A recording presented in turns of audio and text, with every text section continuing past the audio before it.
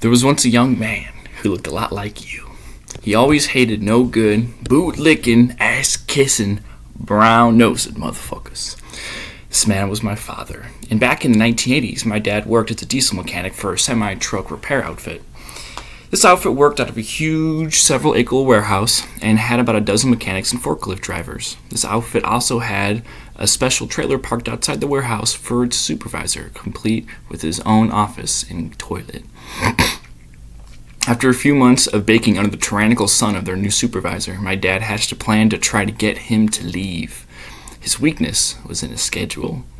Each morning at 4:30 a.m. sharp, he'd start the day by walking in with his coffee into the warehouse to unlock all the doors, then he would walk into his own trailer and sit on his golden throne. It was a cold February night in Chicago. Just as second shift ended and everyone was walking out, my dad covertly headed back into the warehouse, turned off the heater, turned on the sprinklers just long enough so the whole shop floor had a puddle, and turned them off again. Then he put axle grease on the door handle and the light switch right next to it, turned them off, and slipped away.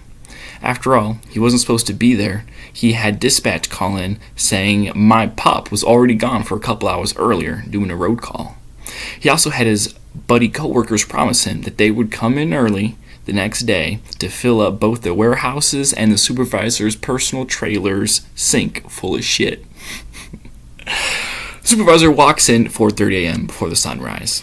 He walks up to the warehouse door, coffee in hand, fiddling with his keys in an attempt to hurry up and get out of this cold.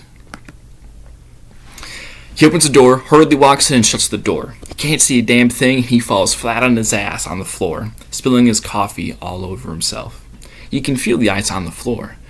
Annoyed, he grabs the grease-up door handle and starts getting back up, but he slips and falls again. He says, "What the fuck?"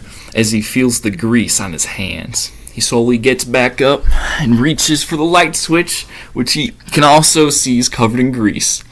Livid, he hugs the walls as he makes his way to the bathroom to try to wash his hands. Once he gets there, he sees it too is covered. It is covered in turds. His eyes glow red. He makes his way outside and wobbles, holding his ass in his hand, to the supervisor trailer. Now there are 3 steps that go up to that trailer. He sees that someone was kind enough to put a turd on each step and smear poop on the door handle. My dad's buddies were not even supposed to do that, but that's how much they love my dad.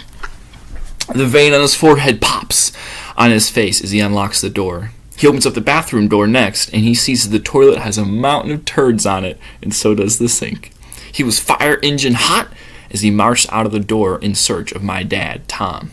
But Dad was nowhere to be found. He had been on a road call last night, and there was no evidence he did anything. But he knew he did it. The next day, when my dad's shift came in, the supervisor stormed up to him. His eyes were bulging as he charged up to my dad. He barked at my dad across the room. "Tommy, what the hell was that? I should kick your ass right now." My dad rolled back his sleeves. He said, "I'll give you the first punch. You know why? Because I know you're a no-good ass-kisser who's too afraid to do an honest day's work, much less get into a fight. The truth is, you're too much of a pussy to even fight me." And just like that, the angry supervisor disappeared. In his place stood a little boy waiting outside the principal's office for his turn to get the belt. The supervisor didn't last long after that.